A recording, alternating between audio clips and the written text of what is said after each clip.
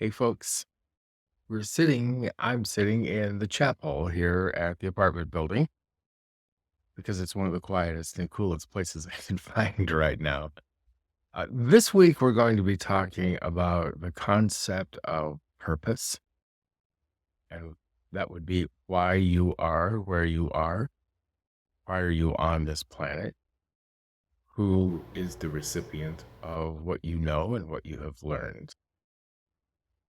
We're going to be talking about the fact that every time we take a job, even when we interview for a job, one of the things we look at is the job description, what it calls for, how we're going to measure success, and all of the rest. Some we apply for, some we want and are disappointed when we don't get, when we're not hired. Others we enter into for a good long season until something transpires that we are called away, hired away, burn out, and leave, all of that. Why is it that we don't do similarly with life? Big picture, life. Why am I on this planet? What am I good at? What do I thrive at? Maybe that's what I should be focusing on as my lifelong endeavor. Probably isn't going to be a job description. It's probably going to be much simpler than that. Have to do something with our giftedness, skills we've added along the way, and we utilize those in helping people around us.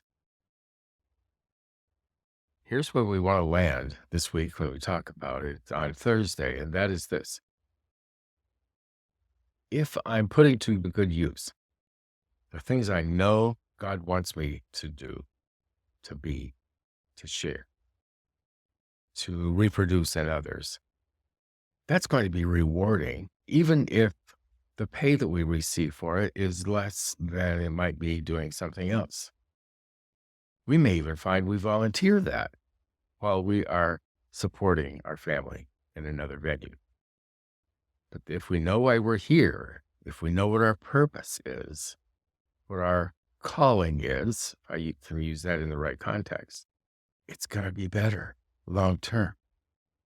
When I went to graduate school in Chicago, one of the courses had to do with this very thing of reproducing who we are in the lives of other people, particularly discipleship. In that course, we all had pre-course work that we did. We were on campus for a week talking about one subject all week long. And then we came home and we did post-course work to submit. And those three made up our grade. At lunch one day, one of the professors of this class said to me, he said, Phil, I've read your pre-course work. I'm watching you in class. And in your pre-course work, you say that you sense you are gifted in the areas of teaching and in the areas of administration. I said, yes. So can you tell me a little bit about why you do those things the way you do?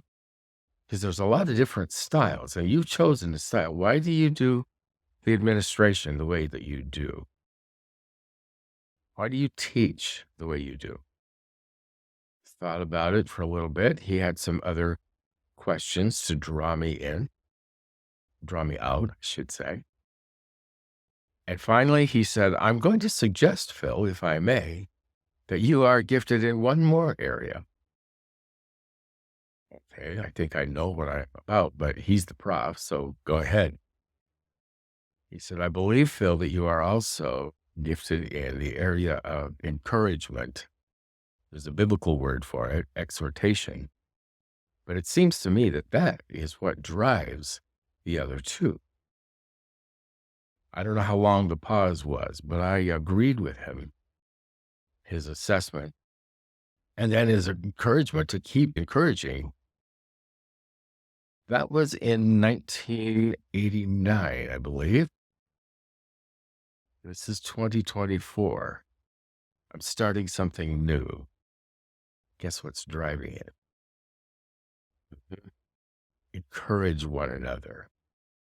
Encourage one another to love and good deeds. And more as you see the day approaching. That's what this is all about.